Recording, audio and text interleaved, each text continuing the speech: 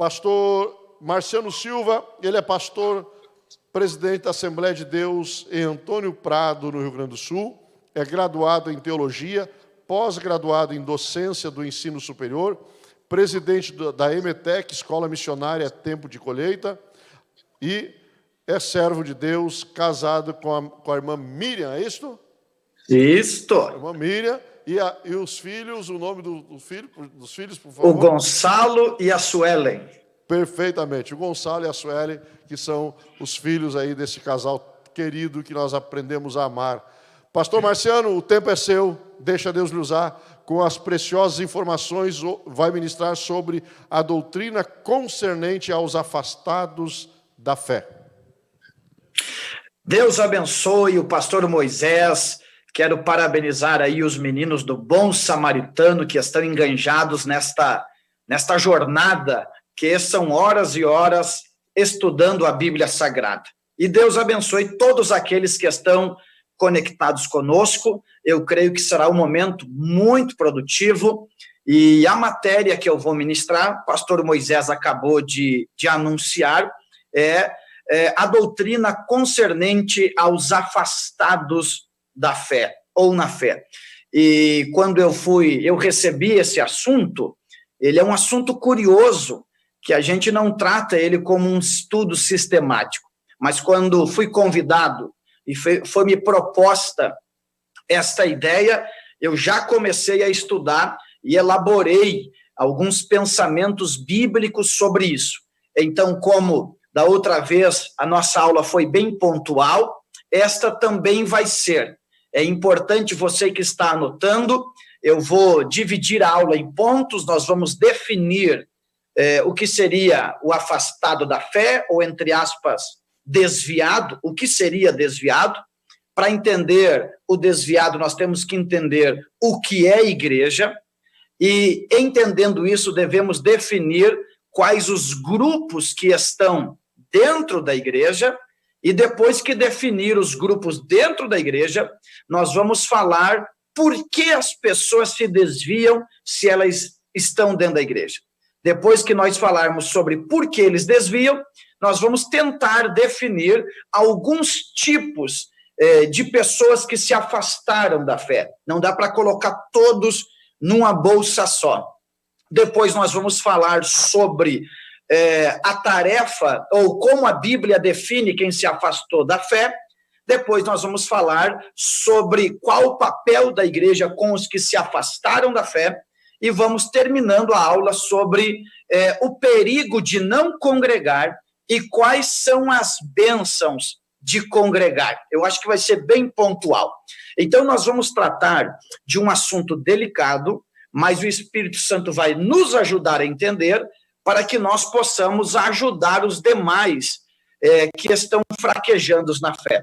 Como o texto fala sobre os afastados, e comumente nós os chamamos de desviados, nós devemos pelo menos tentar definir pelo nosso dicionário o que significa desviado. Significa ficar longe, algo remoto, que se afastou do rumo certo, que está separado, que se afastou do caminho considerado certo, desencaminhado.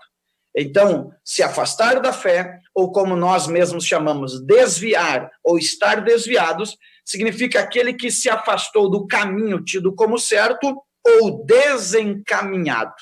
Então, esta é a definição de estar desviado: estar separado, estar longe, em um lugar remoto. Agora, nós temos que entender do que desviamos, onde estávamos, para onde fomos. E não tem como nós tratarmos sobre se afastar da fé, se desviar, sem entender o que é igreja. Quem sabe alguém vai assistir um pedaço, se não entender tudo que eu vou ensinar, vai ficar pela metade. Então, já entendemos que estar desviado é fora do caminho certo, estar isolado, separado. Agora, nós temos que definir o que é igreja. Então, você que está anotando, coloque igreja, e nós vamos fazer duas observações sobre igreja. Primeiro, a igreja orgânica. E, em segundo lugar, a igreja organização. Nós devemos ter consciência que esse estudo bíblico, esta conferência bíblica Tempo de Esdra, é assistida, acompanhada por pessoas de diferentes níveis de conhecimento. Tem aquele que recém começou e aquele que já está pleno, que está maduro, que já entendeu os princípios das doutrinas da fé. Mas é importante nós entendermos, então, o que é a igreja. Igreja orgânica é o corpo místico de Cristo, que inclui todos os salvos, que não se pode dimensionar, pois estão espalhados por todos os lugares. Então, igreja, no que diz respeito à igreja orgânica, tem a ver com o corpo místico, o corpo invisível de Cristo.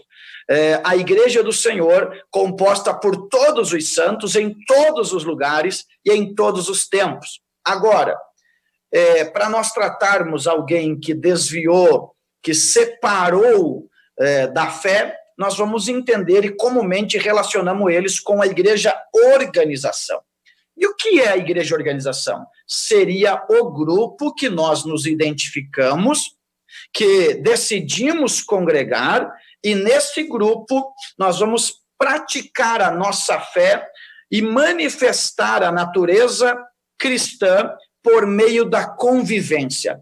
Enquanto a igreja orgânica é o corpo místico de Cristo, separado ou espalhado por todos os lugares, já a igreja organização seria o grupo que nos identificamos para ali praticarmos a nossa fé e manifestarmos por meio da convivência a nossa natureza cristã. Então já definimos o que é desviado e agora já entendemos o que é a igreja orgânica e o que é a igreja organização. Dentro desta visão, nós temos que entender que dentro da igreja organização, nós vamos encontrar alguns tipos de pessoas. Se você quer anotar, anote. Grupos dentro da igreja. E agora, quando eu falo grupos dentro da igreja, eu não estou falando sobre partidarismo. Eu estou falando sobre estilo de pessoas, níveis de maturidade. Então, quais são os grupos dentro da igreja? Paulo, escrevendo aos Coríntios, na sua primeira carta, capítulo 11, versículo 30, Paulo ele vai falar sobre os fracos, os doentes e os que dormem. Veja só, ele já fala de 3 tipos de pessoas, fracos, doentes e que dormem. A Bíblia diz em Romanos 14, versículo 1, ora, quanto ao que está enfermo na fé, outra tradução diz fraco. Então, ora, quanto ao que está enfermo na fé, recebei-o, não em contendas sobre dúvidas. Então, a Bíblia está dizendo que existe um grupo de pessoas que têm fé, mas elas estão enfermas na sua fé. Então, Paulo disse, doentes, fracos e os que dormem, uma linguagem daqueles que já morreram. Lembrando que uma das cartas de Apocalipse, o Senhor diz que havia uma igreja que tinha nome de que estava viva, mas estava morta, tá? Agora, Paulo escrevendo aos Romanos, no capítulo 15, versículo 1, ele diz assim, mas nós, que somos fortes, devemos suportar as fraquezas dos fracos e não agradar nós mesmos. Então, Paulo está dizendo que dentro de uma igreja tem gente fraca, doente, alguns já morreram, mas tem um grupo que ele chama de forte. E qual é a tarefa deste grupo forte? Ela tem a responsabilidade de dar suporte aos fracos. Lembrando que a palavra suporte não tem a ver com suportar, simplesmente, encheu minha paciência, não. A palavra suportar tem a ver com se tornar uma alça, dar suporte. É aquele ditado que nós usamos por aí. Fulano, ele é uma mala sem alça. Verdade, ele pode ser uma mala sem alça. Mas será que eu, será que você, será que nós desejamos ser a alça que vai levar esta mala? Reclamar da mala que não tem alça é fácil. O difícil é se dispor em se tornar uma alça para esta mala. Então, dentro desta igreja, organização, porque Paulo escreveu para a igreja específica de Corinto, e para a igreja dos crentes que estava em Roma, ele está falando que tem doentes, fracos, os mortos, mas ele fala que também tem os fortes. Então, para nós definirmos a doutrina concernente aos afastados da fé, nós já definimos o que significa o termo desviado, já tivemos a aplicação da igreja orgânica e organização, já vimos que dentro da igreja tem diversos grupos, e se você quiser, anote esta pergunta. Por que nos desviamos? Por que nos desviamos? É interessante, para nós entendermos as pessoas que estão lá fora, nós devemos nos questionar se a igreja é o melhor lugar para estar, se Jesus é bom demais. Por que nos desviamos? Anote aí, por que nos desviamos? E eu vou lhe dar 3 razões que levam uma pessoa a se desviar. Por que nos desviamos? Primeiro, porque nunca nos convertemos. Porque nunca nos convertemos. Parece meio louco isso, mas existe dentro da igreja uma falsa conversão. Há uma mensagem minha que eu prego, está na rede social, somente sobre isso, o perigo da falsa conversão. Então, por que nos desviamos? Porque nos convencemos de uma ideia, mas não nos convertemos dos hábitos. Agora, a pergunta é essa: no que, sobre o que está fundamentada a falsa conversão? Olha o que eu estou ensinando vocês. Por que nos desviamos? Porque nunca nos convertemos. Agora, sobre o que está fundamentada a falsa conversão? Quais são os pilares que sustentam a falsa conversão? Eu vou lhe dizer alguns. Primeiro, uma fé cultural. O problema do Brasil é que o Brasil se diz cristão, mas é uma fé cultural, desde o catequismo, dos jesuítas. As pessoas não se converteram, elas herdaram uma cultura cristã.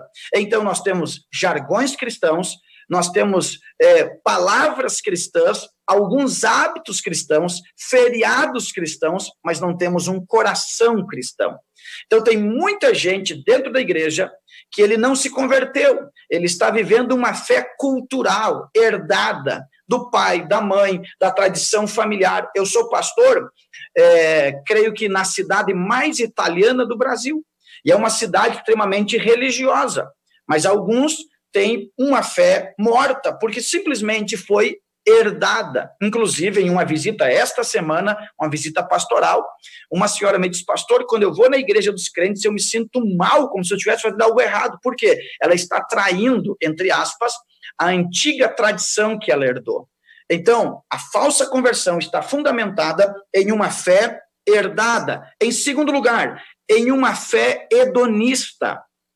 O que significa hedonismo? Busca do prazer. Gente, as pessoas se desviam porque elas nunca se converteram. Porque imagine alguém que está falido com a sua empresa, recebe um pregador que diz assim: se você aceitar Jesus, a tua empresa vai prosperar. Ele diz: meu Deus, como é que eu não vou querer esse Jesus? O camarada é feio e você diz: se você aceitar Jesus, ele vai te dar uma esposa bonita. Ele vai dizer: é isso que eu quero, Jesus. Então, ele simplesmente tem uma fé fundamentada no ventre dele. Paulo escreveu aos Filipenses, capítulo 3, que tem gente que está na igreja, mas é inimigo da cruz, porque o Deus deles é o ventre. Por que as pessoas se convertem? Porque elas se desviam? Porque a fé delas é uma fé prazerosa nelas mesmas. Uma vez não satisfeitas, elas abandonam aquilo ali, pensando que o evangelho é uma varinha do abracadabra. Eu falo e dá certo. E nem sempre dá certo. A aula do pastor Alain Brizotti nos ensinou muitas coisas sobre a dor, sobre o sofrimento cristão. E, em terceiro lugar, a falsa conversão. Escute isso. Ela está fundamentada em uma fé ilusória. As pessoas não são escriturísticas, elas não leem a Bíblia, elas não estudam a palavra, elas criam conceitos baseados em informações. Elas ouvem o pastor Marciano na conferência, elas pegam um conceito.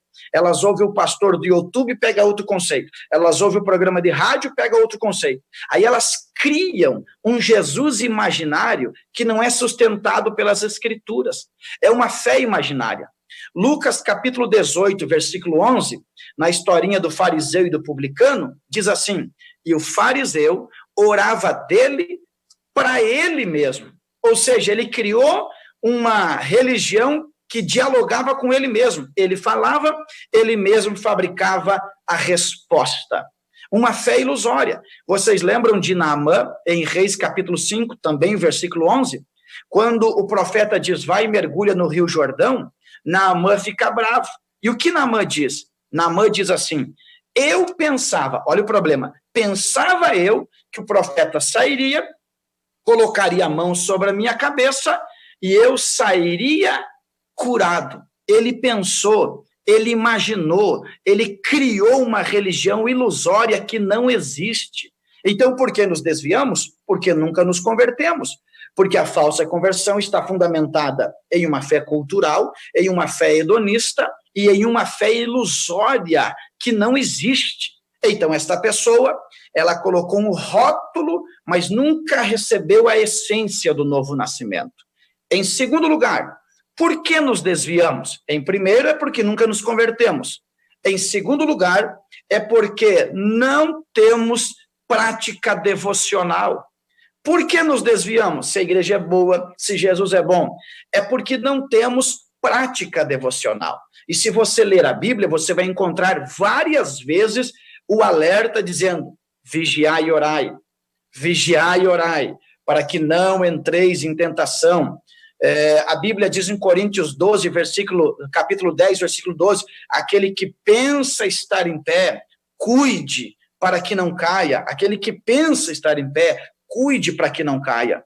Então, a Bíblia sempre vai nos dizendo, orai sem cessar, fortifica-te na graça que há em Cristo Jesus, esta casta de demônio não sai se não for com jejum e com oração. Ou seja, a Bíblia vai dando uma direção para nós ficarmos alerta, nutrindo a nossa vida espiritual, fortalecendo o homem interior. A Bíblia diz, andai no Espírito, e assim não cumprireis os desejos da carne. Ou seja, se eu andar no Espírito, o meu espírito fortalece, e então eu consigo vencer as tentações.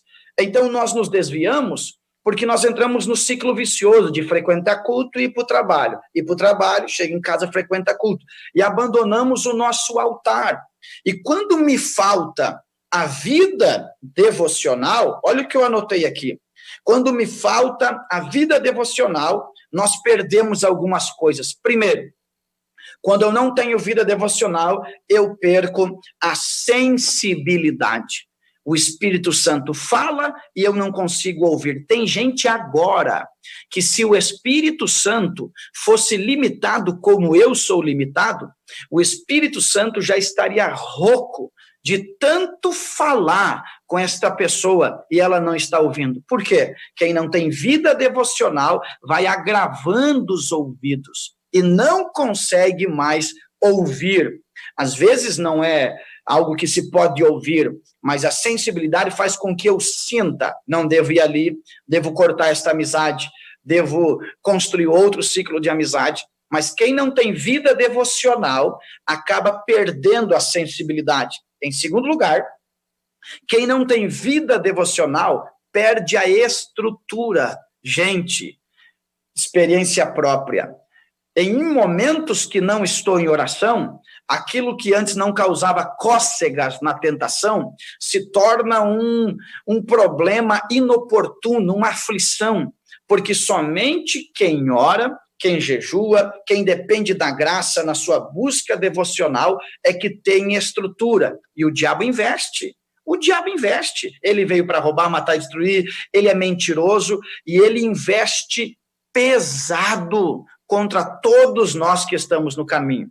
Então nos desviamos porque nunca nos convertemos ou porque não temos vida devocional. E quem não tem vida devocional perde a sensibilidade, perde a estrutura e perde o fervor espiritual. como a aula do pastor Benhur Lopes, falando sobre os dons, sobre línguas, sobre fogo do Espírito Santo. Quem não tem vida devocional, anda na reserva. Ele até vai num culto, ele até acende um fogo, mas vai entrar na reserva, o painel vai dar sinal dizendo reabasteça, mas ele nunca vai no posto do Espírito Santo para completar o tanque. Aí ele fica empenhado no meio da caminhada e tem que viver aos empurrões. Quando não, é abandonado em um canto. Então, se você tem vida devocional, você tem fervor. E se você tem fervor, o diabo não toca em você. Agora, qual é o terceiro motivo por que nos desviamos? Em terceiro lugar, anote aí você que está escrevendo, é uma aula didática. Em terceiro lugar, porque nos falta maturidade. Por que desviamos? Porque nunca nos convertemos, ou porque não temos vida devocional, ou porque nos falta maturidade. Aprenda, a vida cristã não é o ciclo vicioso do ouvir a pregação, crer, descer as águas, tomar a ceia e já era. Paulo disse aos Filipenses, aquele que começou a boa obra vai aperfeiçoar. A vida do justo é como a luz da aurora, que vai brilhando, brilhando, até se tornar dia perfeito. O escritor aos Hebreus, no capítulo de número 5, versículo 12, esse é um texto tremendo que diz assim, pelo tempo decorrido, vocês já deveriam ser mestres, mas necessitais que vos ensine de novo os primeiros rudimentos da fé. Olha o que o escritor aos Hebreus está dizendo. Pelo tempo, aprenda, tempo não garante nada se não for aproveitado, porque ele está dizendo que o tempo depõe contra nós. O tempo depõe contra nós. Pelo tempo, vocês já deveriam ser maduros, mas eu tenho que ensinar os primeiros rudimentos, ainda eu tenho que perder tempo com vocês. Vocês já deveriam ter crescido. O apóstolo Paulo disse aos Coríntios, capítulo 13, versículo 11, ele disse, quando eu era menino, eu falava como menino, eu agia como menino. Agora que eu cresci, qual é a atitude de quem cresce? Eu deixei as coisas de menino. Eu era menino, eu pensava e agia como menino. Eu cresci, eu deixei as coisas de menino. Um pouco da cultura judaica vai nos mostrar que não havia tanta definição de adolescência para os judeus. Ou era menino, ou era homem. O que é um adolescente hoje na nossa cultura sociológica? Um adolescente é um ser que quer ter direitos de adultos e deveres de criança. Quer dormir com a namorada no quarto, mas não sabe o que é pagar água e nem luz, nem IPTU, nem IPVA. E dentro da igreja está cheio de adolescentes que querem os privilégios sem cumprir os deveres. Esse tipo de gente vai desviar. E olha o que eu vou dizer para você. Quais são as consequências da falta de maturidade? O que geralmente acontece com quem não amadurece? Olha o que eu anotei para você. As consequências dos crentes que não amadurecem. Primeiro, se ofendem facilmente. Qualquer coisa ofende as crianças, porque as crianças se sentem donas de tudo e qualquer coisa que perturba o seu território de domínio lhe ofende. Crentes que se ofendem são candidatos a se desviar. Segundo, eles se entristecem facilmente. E terceiro, eles se amarguram. Veja, por que nos desviamos? Porque nunca nos convertemos, porque não temos prática devocional ou porque não amadurecemos. Quais as consequências de não amadurecer? Quais são elas? Primeiro, se entristece, se ofende facilmente, se entristece e, em terceiro, se amargura. Quando eu estou ofendido, eu ainda estou no meio dos irmãos. Eu ainda estou no meio dos irmãos. Só que eu estou ofendido. Quando eu me entristeço, eu me retiro do meio dos irmãos. E quando eu me amarguro, eu não quero nem ver eles e fico no meu canto duvidando até de Deus. Então, você tem que aprender, anote aí se você quiser, ou você amadurece, ou você se torna um problema para os outros solucionarem. Então, por que desviamos?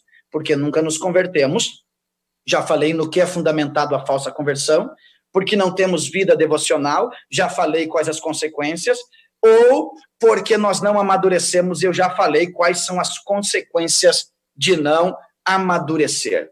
Agora, meus irmãos, coloque aí você que está anotando e estudando, coloque assim, tipos de pessoas que pararam na fé, entre parênteses, desviaram. Porque não dá para colocar todos na mesma bolsa, não dá para tratar todos de igual maneira. porque cada caso tem uma razão diferente, tem um estágio diferente e tem uma consequência diferente. Eu anotei alguns, você pode ter muitas outras informações e escrever. Eu vou dizer algumas só para dar uma direção para nós. Primeiro, qual é o primeiro tipo de pessoa que desvia, que se afasta? Primeiro, as pessoas que pecaram, sentiram vergonha e saíram da congregação. Foi boa a aula do pastor Sérgio, a aula anterior, sobre a importância da disciplina na igreja. E disciplina, discipulado, disciplina, discipulado e discípulo têm a mesma raiz. Eu só posso disciplinar quem se submete ao discipulado, porque já aceitou a essência de ser um discípulo. Então, as pessoas desviam porque elas pecam, sentem vergonha e saem da congregação. Quantos que estão nos assistindo agora cometeram um erro, deveriam ter reconhecido o erro, deveriam ter se arrependido e continuar congregando? Alguém chegou um dia para mim e disse, pastor, eu pequei, e agora? E eu disse para ele assim, é só buscar a misericórdia. E ela me disse, mas onde é que eu encontro a misericórdia, pastor? E eu disse, você encontra no 3º andar. Como assim? A Bíblia diz, primeiro, confessa, 2º andar, deixa, e 3º andar, alcança a misericórdia. Primeiro, confessa, deixa e alcança a misericórdia. Então, o primeiro grupo de desviados são aqueles que pecaram, sentiram vergonha e saíram da congregação. Segundo tipo de pessoas que nós podemos tratar como desviados, tá? Simplesmente saíram da congregação e mantêm a sua fé. Então, nós vamos tratá-las como desviados, porque não estão na congregação, mas elas ainda se relacionam com Deus. Elas simplesmente saíram daquela congregação e estão indecisas. Nós também, por não congregarem, as chamamos de desviados, mas não quer dizer que elas não têm relação com Deus. Em terceiro lugar, esse é um perigo. Terceiro lugar, se decepcionaram com o sistema e estão ferozmente desacreditados da igreja. Olha isso aqui. Quais são os tipos de pessoas que se afastaram da fé e que se desviaram? Primeiro, pecaram, sentiram vergonha e saíram da congregação. Segundo, simplesmente saíram da congregação, mas mantêm a fé. Terceiro, esse aqui é perigoso. Se decepcionaram com o sistema e estão ferozmente desacreditados da igreja. E esses tais estão aí pela rede social, denegrindo aqueles que amam congregar. E alguém diz, mas Jesus nunca construiu um templo. É verdade. Igreja não é isso aí. Não, gente.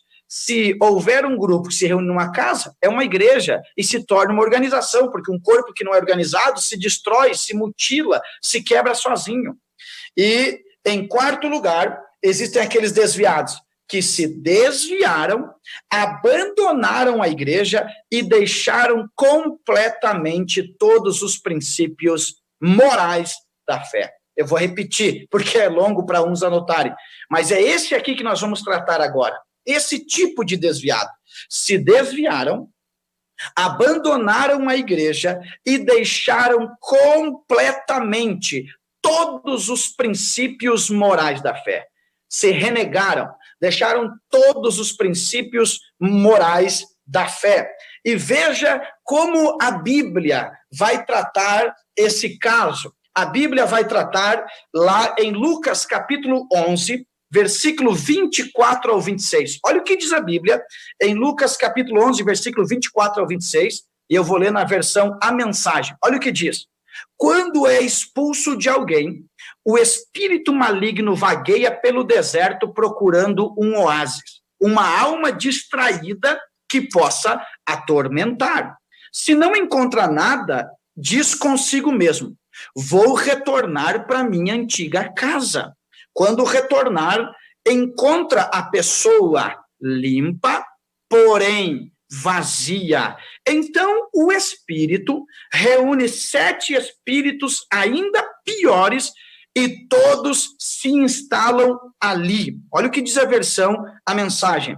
E todos se instalam ali. O estado da pessoa agora é pior do que antes. É uma das coisas que nós temos que prestar atenção. Então, aqui estão os tipos de desviados, e essa é a frase. como a Bíblia descreve as pessoas desviadas quando abandonam todos os princípios da fé? Uma casa vazia, aberta para outros espíritos entrar. Como a Bíblia trata o desviado? Olha o que a Bíblia diz também na versão A Mensagem. 2 Pedro, capítulo 2, versículo 20 ao 22. Olha o que a Bíblia diz. Se eles escaparam do cortiço do pecado depois de ter uma experiência com o Senhor e Salvador Jesus Cristo, e escorregaram de volta para a velha vida, então a situação deles é pior do que no começo. É melhor não conhecer o caminho de Deus que andar nele e depois retornar, repudiando a experiência e o mandamento santo. Agora, olha o que diz. Eles comprovam o provérbio, eles afirmam o provérbio. O cachorro volta ao seu vômito, ou o porco lavado procura a lama. O porco lavado procura a lama. Então, como é que a Bíblia vai tratar esse desviado? A Bíblia vai tratar esse desviado como alguém que se tornou uma casa limpa, mas vazia, e que o antigo morador traz mais 7 para uma festa, ou a Bíblia vai comparar esse desviado como um cão que come o próprio vômito, ou a porca que voltou à lama. Se você está assistindo esta aula e você se entristeceu, parou, não congrega, não se relaciona, não consegue orar, o Espírito Santo está te dando a oportunidade de você voltar ainda hoje, se reconciliar. Você não tem o direito de passar mais um mês sem participar dos elementos sagrados da ceia. Você não tem o direito de dormir mais uma noite brigado com Deus. Deus está chamando você. Agora, nós já definimos, irmãos, o termo desviado, o que é igreja, quais os grupos dentro da igreja, por que nos desviamos, quais os estilos de pessoas desviadas, como a Bíblia trata com os desviados, o que a Bíblia revela sobre os desviados, mas também nós temos que aprender qual é, anote aí se você quiser, qual é o papel da igreja em relação aos que se afastaram na fé. Qual é o papel da igreja em relação aos que se afastaram da fé? Qual é esse papel? Primeiro, amar eles. Amar eles. Nós temos que amar quem saiu da igreja. E eu escrevi assim aqui no meu estudo: este amor não significa concordar com tudo, mas sempre se tornar um animador, dar ânimo, motivá-los a voltar, criar um ambiente de recepção. Eu não creio nestas frases que as pessoas colocam em Facebook como desculpa. Alguém colocou esses dias bem assim: a 100ª ovelha, ela não volta porque tem medo do olhar das 99. Eu não creio nisso aí. A igreja pura ama, a igreja ainda crê, a igreja é como Barnabé. Quando ninguém acredita em Saulo, Barnabé acreditou. Quando o próprio Paulo desacreditou de João Marcos, Barnabé acreditou. Então a gente ama, e o amor de Deus constrange essas pessoas, e elas se sentem bem entre nós. Então ame. O problema é que pregar para quem desviou e se afastou é comprar uma guerra. Mas nós não estamos ali para guerrear, nós estamos ali para amar, sem preconceito, sem pré-julgamento, amar e se tornar uma referência que aponte para o modelo que é Jesus. Então, qual é o papel da igreja em relação aos que se afastaram da fé? Primeiro, amar. Agora, em segundo lugar, anote aí, o papel da igreja é não anular as coisas boas que eles fizeram. O nosso defeito é que quando as pessoas desviam, não congregam mais conosco, elas não prestam mais para nada. Gente, a igreja não pode anular o que elas fizeram de coisas boas enquanto estiveram conosco. Elas podem ter saído da igreja, mas no período em que estiveram, contribuíram com algo. Devemos ressaltar as boas obras que elas fizeram. Eu sou pastor de uma igreja que eu fiz algumas coisas na construção do prédio que a igreja congrega, mas esta igreja vem sendo construída há mais tempo, e com certeza tem gente que trabalhou ali, que ajudou com oferta, com contribuição, que desviou, mas eu não estou ali para apagar e anular o que elas fizeram. Quando elas aparecem, eu sempre digo, isso aqui está em pé porque vocês ajudaram, porque vocês fizeram parte. Ninguém gosta de ser anulado, excluído. Outra coisa, desviaram, mas não são nossos inimigos, não cabe a nós brigarmos com eles. Então, qual é o papel da igreja? Não anular as coisas boas que eles fizeram. Em terceiro lugar, qual é o papel da igreja? A igreja deve estar fundamentada na misericórdia. A igreja deve estar fundamentada na misericórdia. Deus e o céu são testemunhas do meu coração.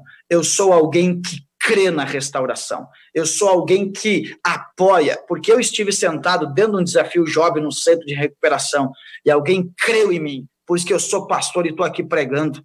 Então, a Bíblia diz aos Colossenses, Paulo disse, revestivos de todo afeto, de compaixão e misericórdia. Misericórdia, sentir a miséria alheia, compaixão, um coração que guarda a paixão de Cristo manifestada aos demais. Lembra do bom samaritano, Lucas 10:30? Os outros passam de largo, eu não vou entrar nesse detalhe histórico e cultural, mas o bom samaritano, ele para, ele se aproxima, ele desce da cavalgadura dele, que às vezes nós temos que se aproximar de quem desviou. E nós devemos descer da nossa posição, e devemos estar dispostos, como aquele homem curou as feridas do viajante que havia sido espancado. Tinha azeite, tinha vinho, e ainda abriu do bolso e disse, se gastar mais eu pago. O que nós estamos fazendo pelos desviados? Nós temos que ser revestidos de toda compaixão. Então, nós devemos também, em quarto lugar, olha, escute essa frase, eu vou repetir, qual é o papel da igreja em relação aos desviados? Amar, não anular as coisas boas que fizeram. Em terceiro lugar, estar fundamentado na misericórdia. Agora, em quarto lugar, qual o papel da igreja em relação aos desviados? Escute essa frase, buscar aos que se permitem serem achados. Buscar aos que se permitem. Nós tampouco podemos ter fuga de energia e se desgastar por alguém que decididamente não quer. Tem que respeitar o tempo. Mas nós devemos buscar aqueles que se permitem ser encontrados. Sempre tem alguém que quer. Agora, eu conheço gente que desviou e disse, não quero que ninguém me ligue, ninguém me procure. Então, tem que respeitar o tempo dessa pessoa. Em contrapartida, tem outros esperando a nossa atitude. Tem gente aparecendo, dizendo, me encontrem que eu estou aqui. Me encontrem. Eu preciso de um empurrão, eu preciso de alguém que me impulsione. E nós estamos ali para impulsionar. Então, o que a igreja deve fazer, em quarto lugar? Buscar aos que se permitem ser encontrados. E em quinto lugar, qual é o papel da igreja em relação aos afastados da fé? Orar especificamente por eles.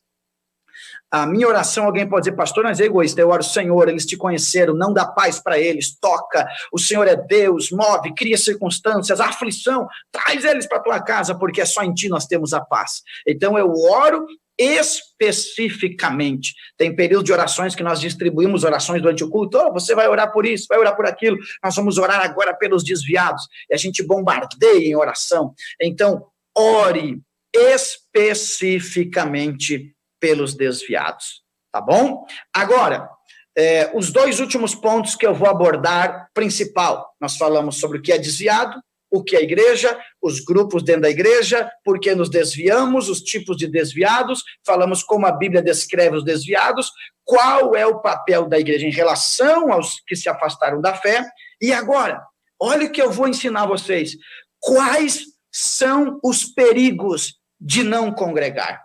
Porque nós vivemos, eu sei que a quarentena exigiu de nós que nós pudéssemos nos reinventar.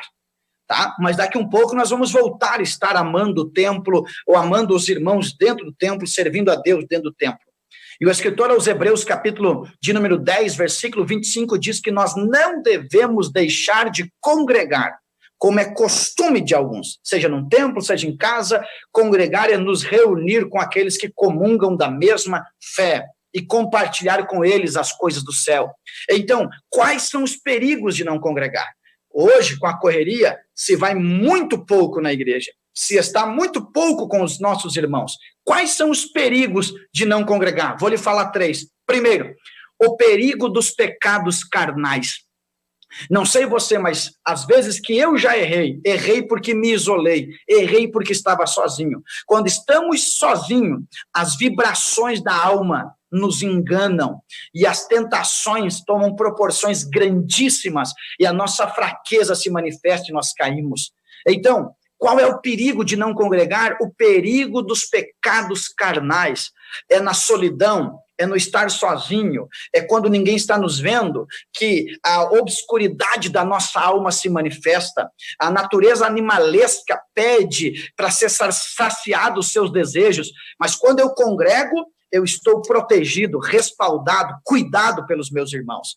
Qual é o perigo de não congregar? Primeiro, o perigo dos pecados carnais. Segundo, o perigo de criarmos uma voz parecida com a voz de Deus. Irmãos, aprenda uma coisa. No Antigo Testamento tinha sacerdote, templo e lei. Eram inseparáveis, sacerdote, templo e lei. O templo servia para abrigar a lei e o sacerdote para ensinar a lei. Eles estavam juntos. Então, tem pessoas que saíram da igreja, saíram do meio dos irmãos, e eles estão ouvindo a própria alma, achando que é a voz de Deus. Tem um texto na Bíblia que me dá medo. Paulo fala sobre os irreconciliáveis. Os irreconciliáveis não são somente os que blasfemaram contra o Espírito Santo.